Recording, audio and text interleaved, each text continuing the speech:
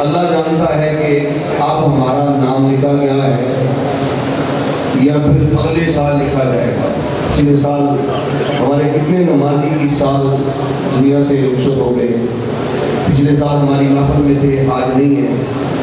نہ جانے کس کا نام لکھا جائے. لکھا جا چکا ہے.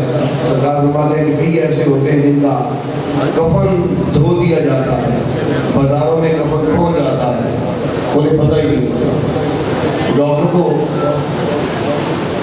ایک نوجوان کہہ رہا تھا کہ میرے باپ کو بچا لیں. ڈاکٹر کہتا تھا اس کی آخری سانس ہے، کہتا اس کو بچائیں. اس نے دوائی لے کے دی، لے کے آؤ.